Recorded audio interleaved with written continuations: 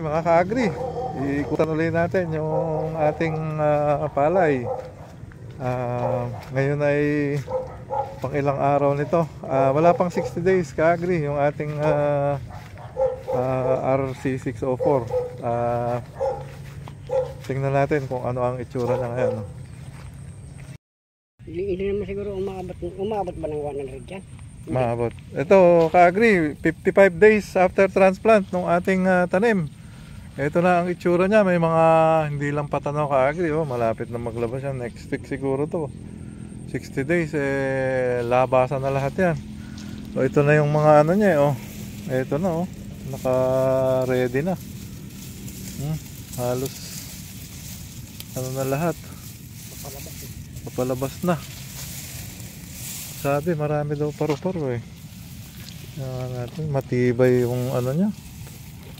Ayun nga, meron nga, may accept siya. Pero matibay yung ano. Ang kalaban natin actually ka-agri ito, alitangya, atangya. Ayo. May mga bagong labas pero tinitira ng atangya. So mag-i-spray tayo ng systemic insecticide. Ito naman ka-agri yung ano, yung ating punlaan na nalagyan ng hybrid. Napakataas ka-agri. Yung hybrid ipakita ko ka-agri Sandali lang Ka-agri, ito yung hybrid rice Hanggang hanggang baba.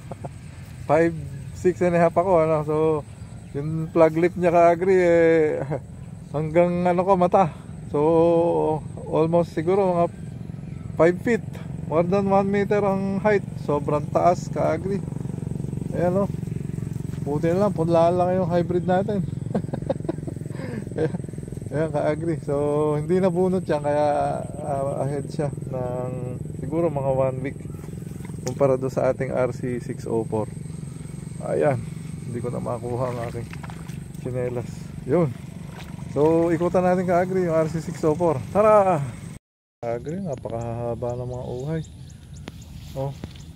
Wala namang whiteheads. Sabihin, hindi nakapasok yung mga stem borer. So ito naman yung ating RC604.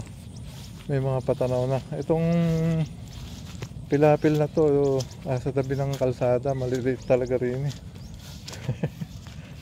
So lalagyan natin to ng organic fertilizer sa susunod na cropping. Kasi parang dito siya nababansot. Although tumatangkad na rin siya paglabas ng plug lip. Yung huling dahon niya, tapos kasunod na yung bunga. Ayan mga sandangkal pa mahigit yung itataas niya. Ka-agri, maraming stem borer talagang napakakapal. May patanaw ng kalat. Pero wala naman lumalabas na may puti. So ibig sabihin yung itlog nila na natipisa hindi naman nakakapasok doon sa stem niya. So ibig sabihin ka-agri, matigas yung mga puno, hindi nila mapasok. Ayun, kaya lang ang kalaban natin ngayon yung lumalabas, maraming alitang niya. Ayun Ayun, rice bug. Yun ang kalaban natin ngayon. So yan ang paghahanda natin ka-agri. Ayun, yung rice bug na yan. So systemic herbicide ang ginagamit niya ka-agri para hindi masira yung butil. Marami. So yun ang ating problema na susolusyonan. Ito lang ka-agri, ang malungkot, hindi ko na maharap yung pilapil ko.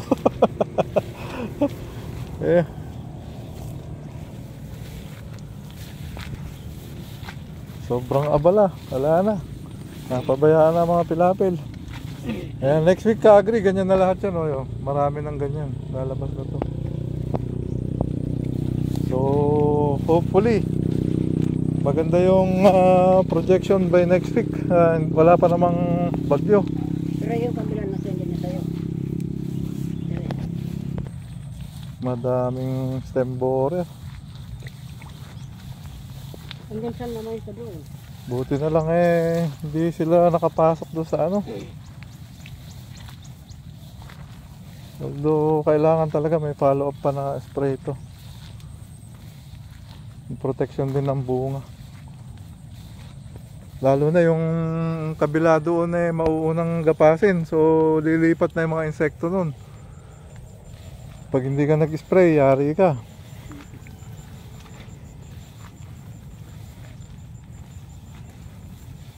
So dito ang ilalagay natin eh natural light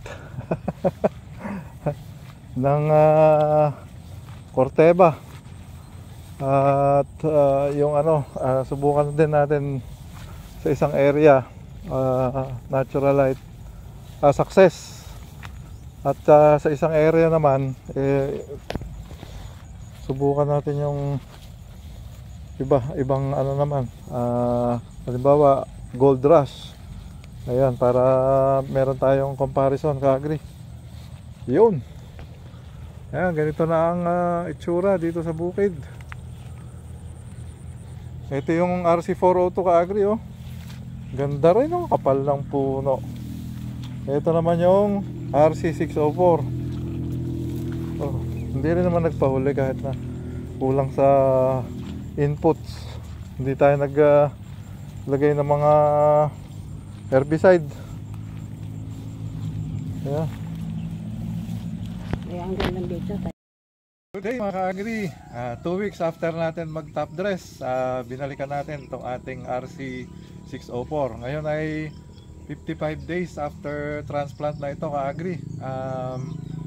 So naglagay tayo ng top dress nung 41 days after transplant, no? So eksaktong 2 weeks after, ito na yung itsura niya. At sukatin natin yung height, ka-agree. Sabi sa Palay App, ito daw ay dapat 95 cm. Itong ating palay ngayon ay mahigit 100 cm, ka-agree. Umabot ng 110 cm, no? Siguro yung average na mga 100 cm, oh. 100 mahigit, ka-agree. So height achieve tayo, more than pa. So yun.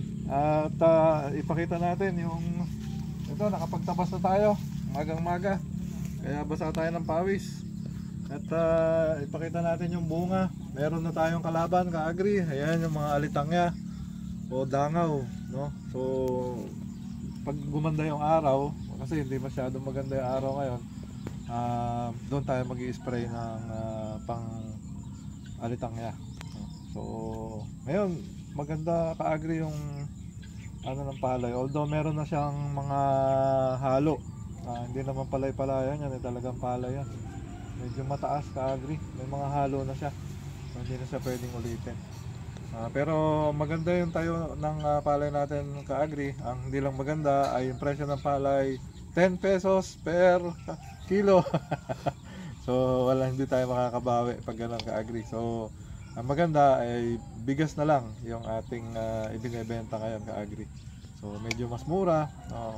Pero mas mahal naman kumpara sa kung ibebenta natin na palay. So yun, ka-agree. Maraming salamat. Manatiling tumutok at tingnan natin to hanggang matapos yung ating cropping, ka-agree. Salamat!